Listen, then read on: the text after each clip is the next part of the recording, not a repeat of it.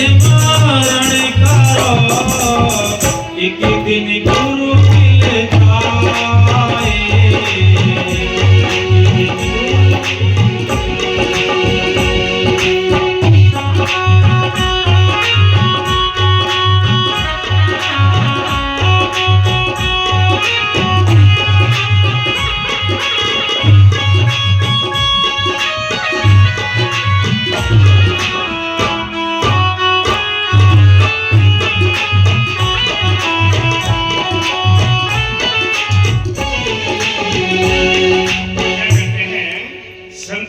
हमेशा ही किसी भी मजहब में, किसी भी दायरे संप्रदाय में जो भी संत आते हैं वो किस लिए आते हैं? वो नाम जपाने के लिए आते हैं। वो नाम जपाकर इन आत्मा को अपने घर ले जाने के लिए आते हैं। वो कहते हैं नाम जपो अपने घर चलो गई, नाम जपे बात शानी बिल्कुल जग में होगी हानि। इसलिए संत कहते हैं, कवि साहब ने बड़े सुंदर तरीके से लिखा है कि सिमरन मारा सहज का सतगुरु दिया बताए, श्वास श्वास सिमरन करो एक दिन गुरु मिल जाए। बाबा मेरे साहब जी बड़ी सुंदर तरीके से इसके बारे में समझाया करते थे। हाँ जी।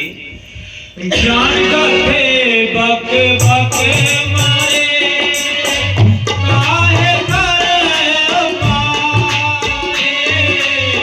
ज्ञान करते बक बक मारे, काहे करे उपाय। सतगुरु ने तो यूं कहा, सिमरन करो बनाए। सिमरन मार्ग से दिखा, सतगुरु दिया बताए।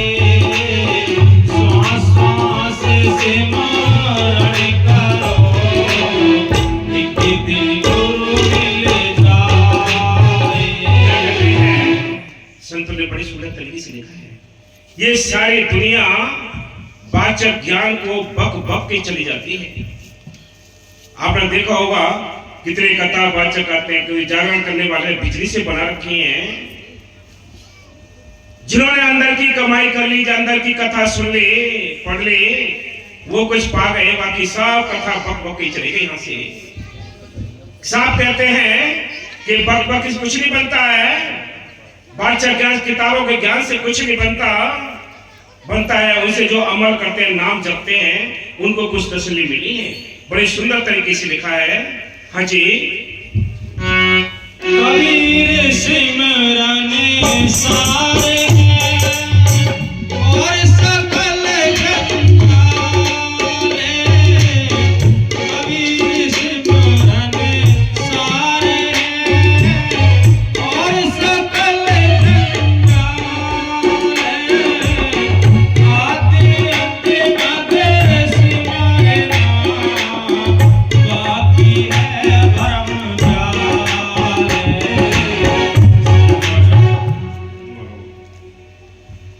कबीर सिमरन सारे। जैसे हम दूध लेते हैं या फूल तोड़ते हैं, फूल तोड़ के ऐसे उसकी खुशबू दिखाई तो नहीं देती है, लेकिन उसकी फूल की एक सुंदरता और सार क्या है? खुशबू है, दिखाई नहीं देती है। ऐसे ही संतों ने जितने मत मतांतर हैं, कर्म कांड हैं जो दुनिया करती है, इनके बारे में बताया है और सिमरन के बारे में बताया। क्या कहते हैं कि असल बात जो है, जो सार है, निष्कर्ष है, सारांश है, वो क्या है? सिमरन करना। कि सिमरन करने से ही हमारी आत्मा को आजादी मिलेगी, मुक्ति मिलेगी, और कोई रास्ता नहीं है। कोई सिमरन करो बना है कि तुम कोई ना कोई तरीके से अपना ये सोचते रहो कि किसी न किसी तरीके से हमारा परमार्थ बन जाए, सिमरन बन जाए, संत मिल जाए, मालिक मिल जाए, इसके बारे में चिंता करनी है। ये बकने से, कथा पढ़ने से इसे कुछ नहीं बनता। किताबें पढ़ने, ज्ञान सुना दिया, सुनने वाले चले गए, मिला क्या? संतों के अंदर अपना अनुभव होता है, वो किताबों की आवश्यकता नहीं होती है। वो तो केवल एक उदाहरण देते हैं, यानी किताबों के, इनके बच्चों में उदाहरण देते हैं। वो चाहे तो सारा बोलते रहेंगे अंदर से ही, उनके ज्ञान खत्म नहीं होता है। हाँ जी। कबीर सिमरन सारे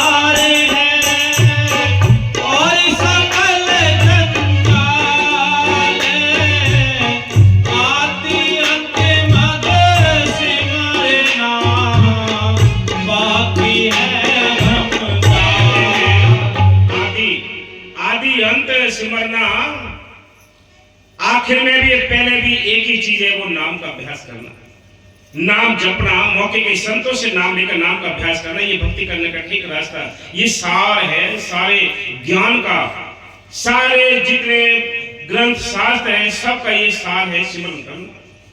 इसलिए संत कहते हैं कि बाकी सब भ्रम में सारी दुनिया फंसी पड़ी है, ये भ्रम का जाल पड़ा है, ये सारे उलझे पड़े हैं, निकालने के लिए संत आते हैं, कहते अपने घर चलो भाई। हाँ जी, आदि अंत मध्य सिमरे नाम, बाकी है धर्म जाल, सिमरन मार्ग सहज का, सतगुरु दिया बताए, श्वास श्वास सिमरन करो, एक दिन गुरु मिल जाए।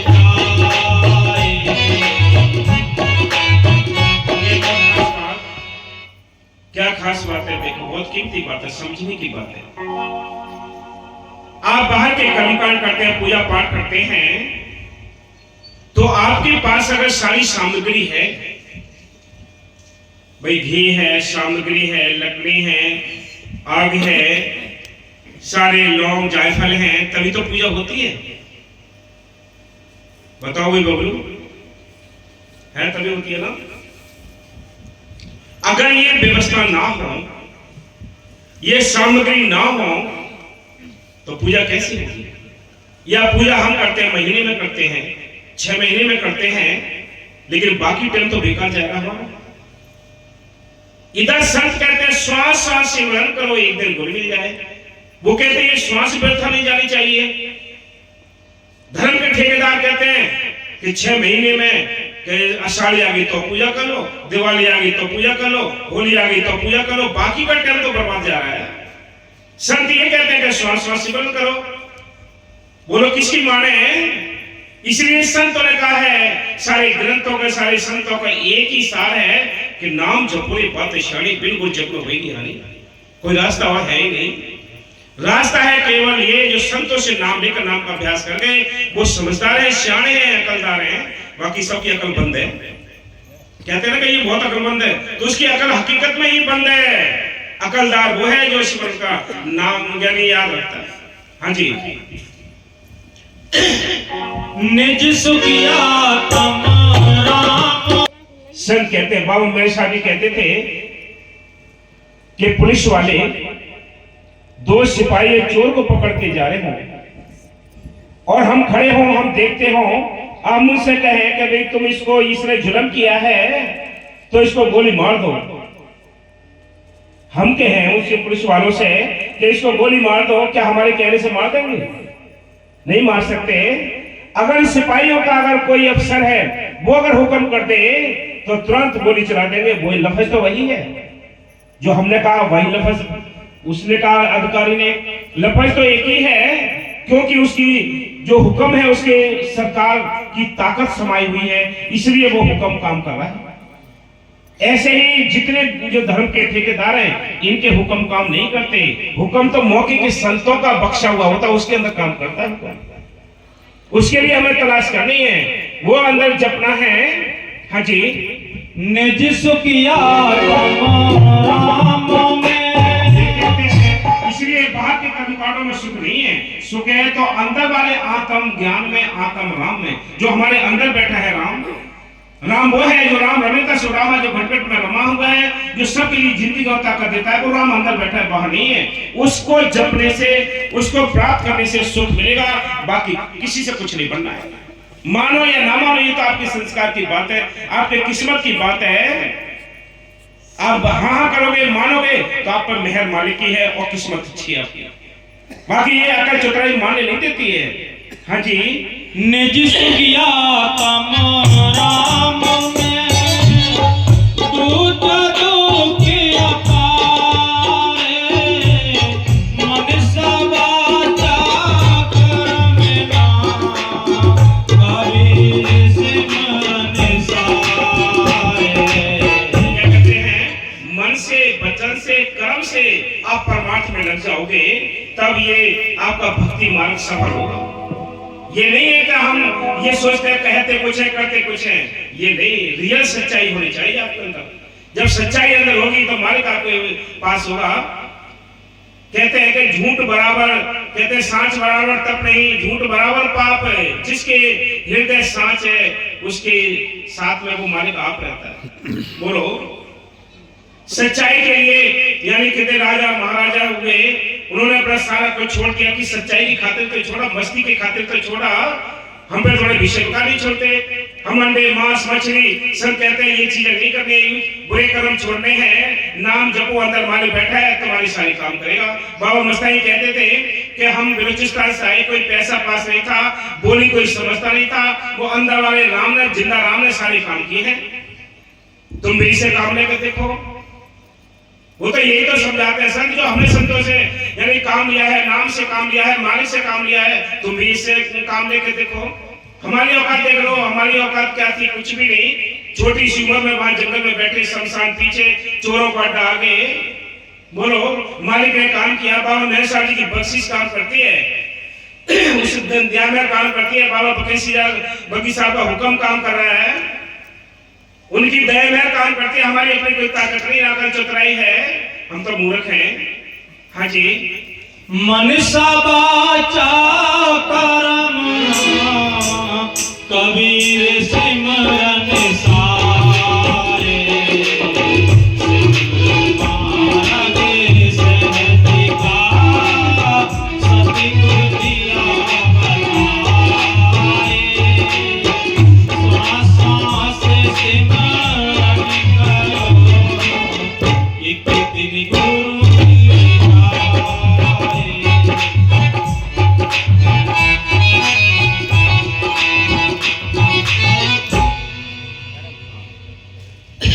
दुख में सिमरन सब करे, सुख में करे न कोई।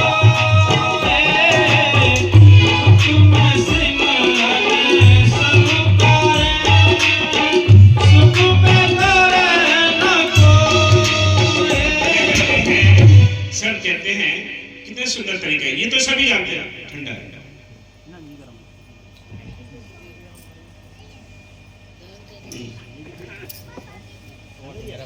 बोलो। दुख में सिमरन सब करे, सुख में करे न कोई। जो सुख में सिमरन करे, तो दुख काहे होए। सिमरन मार्ग सहज का,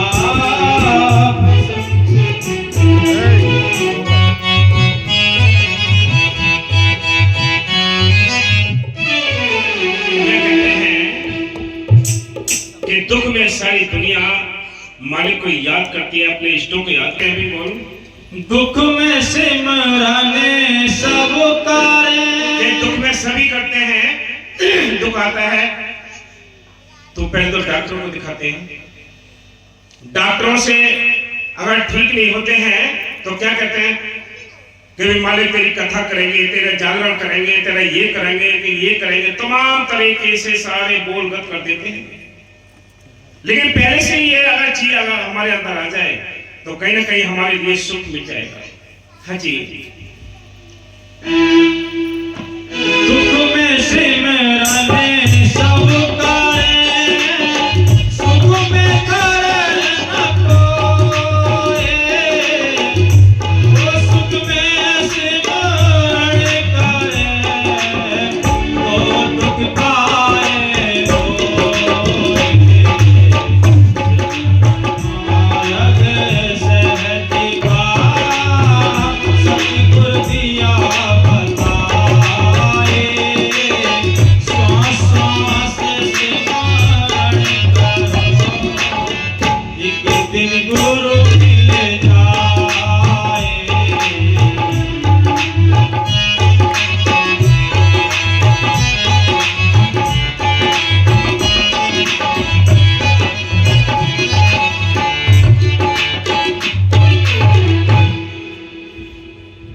देखो सुख का क्या सार है और सुख मिलता कैसे है? हाँ जी। एक घड़ी की संगत। एक साहूकार का नियम था हाँ। कि वह अपने आसामियों से सूद दर सूद लिया करता था। एक दिन वह एक गांव में किसी गरीब किसान के घर अपने पैसों की वसूली करने गया। ब्याज कम करने के लिए किसान ने बहुत जोर लगाया, पर साहूकार ने एक ना सुनी। उसके बछड़े बछड़ियां और जो अनाज था सभी ब्याज में गिन लिया, एक कौड़ी भी ना छोड़ी। किसान ने दिल में कहा, अच्छा लाला, अब जा और अपना बिस्तरा अपने आप उठाकर ले जा। साहूकार मजदूर ढूंढ रहा था, क्योंकि किसान ने उसके इस व्यवहार के कारण उसे कोई मजदूर लाकर नहीं दिया था। अब गांव में मजदूर कहां से मिले? संयोग से वहां नजदीक ही एक महात्मा बैठा भजन कर रहा था। उसने साहूकार और किसान के बीच हुई सारी बात को सुन लिया था। महात्मा ने उस घमंडी साहूकार से कहा, मैं तेरा बिस्तरा उठाकर ले चलता हूं। देखो,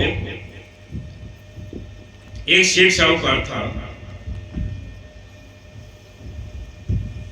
उसको एक मजदूर की आवश्यकता थी।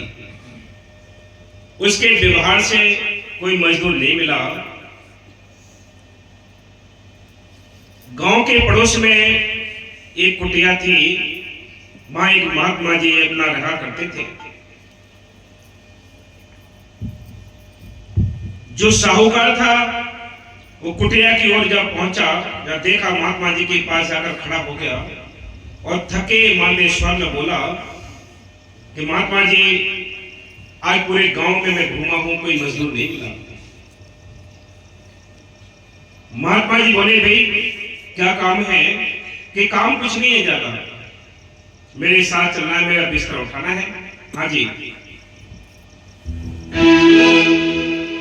और किसान के बीच हुई सारी बात को सुन लिया था।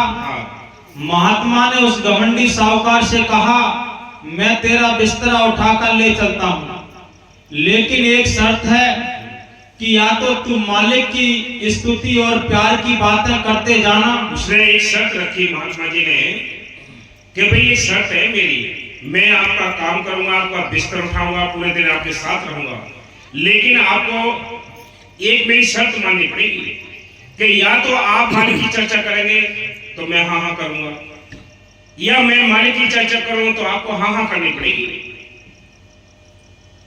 साहूकार सोच बोलने लगा कि भाई चलो, हमें हाँ हाँ करने से या मालिक की चर्चा तो हम पे तो आती नहीं है, अगर ये चर्चा करता रहेगा तो हम हाँ हाँ करने की शर्त कर लेते हैं, हमारा काम तो हो ही जाएगा। उसने सोच समझ के कहा, हाँ जी, या तो तुम मालिक की स्तुति और प्यार की स्तुति करते हैं, मालिक की चर्चा कर, हाँ, प्यार की बातें करते जाना, हाँ, और मैं सुनता जाऊंगा, हाँ, या मैं करता जाऊंगा और तू सुनते जाना। हाँ, तो साहूकार ने तो कभी यानी चर्चा ना सुनी ना करी मालिक की, तो उसके पास तो कुछ नहीं था। हाँ, लाला ने सोचा कि ये कौन सी मुश्किल बात है, ये बातें करता जाएगा और मैं हाँ हाँ करता जाऊंगा। हाँ, कहीं भाई मैं तो जानता नहीं, ये महात्मा करता रहेगा मालिक की चर्चा, मैं हाँ हाँ करता रहूंगा, ये शर्त मंजूर कर ली उसने। हाँ जी। महात्मा ने उसका बिस्तरा उठा लिया, हाँ, और प्रभु प्रेम की बातें करते हुए चल पड़ा। हाँ जी।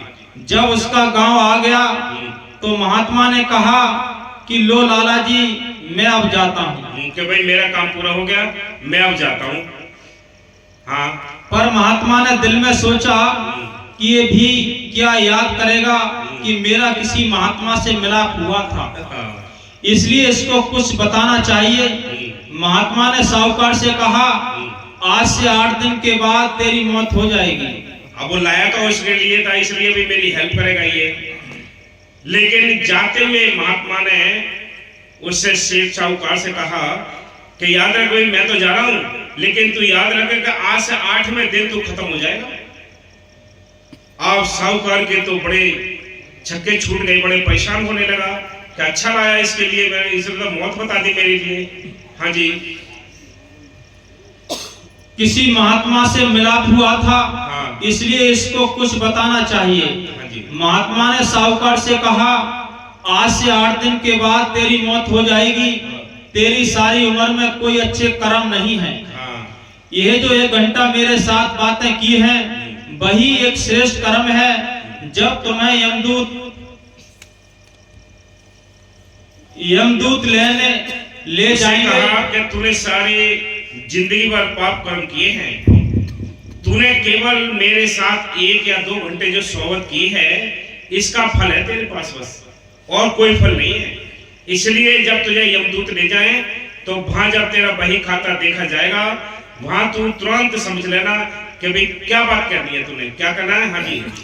और पूछेंगे कि इस 1 घंटे के सत्संग का फल पहले लेना है कि बाद में। जब वो बही खाता देखेंगे तो पूछेंगे कि जो 1 घंटे का तूने सत्संग सुना है, जो परमार्थ की चर्चा की है, इसका फल पहले लेगा या बाद में लेगा। तो तू वहां कह देना कि मुझे पहले चाहिए। हाँ जी। तब तुम कह देना कि पहले। हाँ। और फल यही मांगना कि मुझे उस महात्मा के दर्शन कराओ। और ये फल मांगना, शर्त रख लेना कि मैं ये फल मांगता हूं, लेकिन मेरे को उस महात्मा के दर्शन कराओ जिसने मुझे 1 घंटे 2 घंटे सत्संग सुनाया।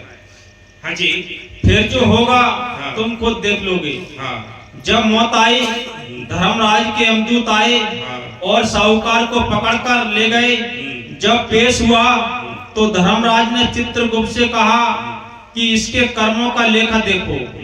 उसका कोई श्रेष्ठ कर्म नहीं था, सिवाय इसके कि उसने एक महात्मा के साथ 1 घंटा बातें की थी। धर्मराज ने पूछा कि तुझे इसका फल पहले लेना है कि बाद में। साहूकार कहने लगा कि ये पहले दे। उसको याद आ गई, वो महात्मा जी की बात याद आ गई कि महात्मा जी ने ये बताया कि भाई ये फल पहले लेना है। हाँ जी। साहूकार कहने लगा कि पहले दे दो, और जहां वह महात्मा है मुझे वहां ले चलो। महात्माओं का शरीर इस दुनिया में होता है, लेकिन उनकी सूरत खंडों ब्रह्मांडों पर रहती है। यमदूत उसे अपने साथ वहां ले गए जहां वह महात्मा भजन कर रहा था। देखो बहुत कीमती बात है, सोने वालों को जगाते रहो, मुसाफिर जागते रहना, नगर में चोर आते हैं। ये काल के कर्मचारी हैं जो पता नहीं कहां से घुस जाते हैं। इतनी भीड़ भाड़ सारा कुछ हो रहा है, लेकिन फिर भी पता नहीं कौन से गली से अंदर घुसते हैं, ये पता है नहीं। मुसाफिर जागते रहना, नगर में चोर आते हैं। ये बच्चन भी नहीं सुनने देंगे आपको, ये सोच लो आप। हाँ जी। महात्मा ने कहा, भाई साहूकार तू आ गया। हाँ। साहूकार ने कहा जी हाँ। हाँ। आप उनका मिलाप हो गया वहां। जब वहां मिलाप हो गया तो महात्मा जी ने कहा कि साहूकार आ गया, तू कहाँ जी आ गया। हाँ जी। आपकी कृपा से आ गया हूँ। हाँ जी। हाँ जी। लेकिन यमदूत बाहर खड़े मेरा इंतजार कर रहे हैं। हाँ। अब जहाँ मालिक का भजन सिमरन हो वहाँ यमदूत नहीं जा सकते। हाँ, इस समय इतना दायरा है, यहाँ कोई भूत भी अंदर नहीं आ सकता। ये बाबा में शादी के बच्चे, जहां तक ये नारों की आवाज आती है, मस्तानी के बच्चे रहे कि भूत भाग जाते हैं। ये चैलेंज इस नाम का, लेकिन ठीक तरीके से विश्वास और प्रेम होना चाहिए। अगर नाम तो ले लिया, विश्वास भी नहीं, कमाई भी नहीं, तो कुछ नहीं बनेगा, धोखे में मार जाओगे नहीं तो। इसलिए अच्छी तरह जपो जिनको नाम मिला है। हाँ जी। साहूकार को उस महात्मा के पास बैठे आनंद लेते हुए काफी देर हो गई। उसका 1 घंटे के सत्संग का फल खत्म हो गया। बाहर यमदूत खड़े थे और आवाजों से तथा इशारों से उसे बुला रहे थे, लेकिन वह बाहर नहीं आया। महात्मा ने कहा, चुपचाप बैठे रहो, यमदूत यहाँ नहीं आ सकते। हाथ बाहर जो इसको कर्मचारी ले गए थे महात्मा जी से मिलवाने के लिए, तो वो बहुत बड़ा महल दरबार था उनका। वहां महात्मा जी बैठे हुए थे अपने सिंहासन पर। वहां जाके बड़ा आनंद था, नूर ही नूर था वहां।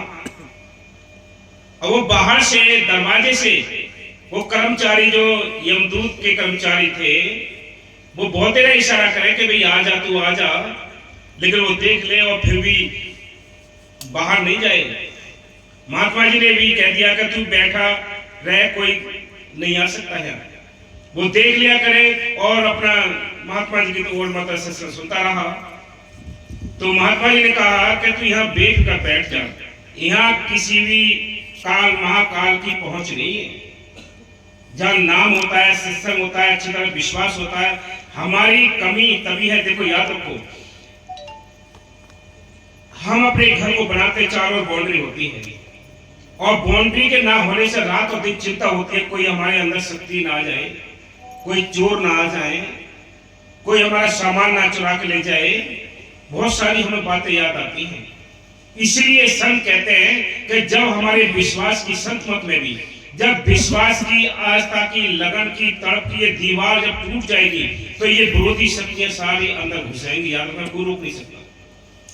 फिर आप वही काम करोगे कि जैसे सियाने जमाने करते हैं कि भाई अब हमारे सियाने लगाने हैं, क्या हमें बहुत परेशान कर रहे हैं। क्यों करते हैं? तो वो दीवार आपकी गिर चुकी है, यानी विश्वास की दीवार आपकी टूट चुकी है, गिर चुकी है। इसलिए विरोधी शक्तियां अंदर आकर काम करती हैं, फंसा देती हैं आपको।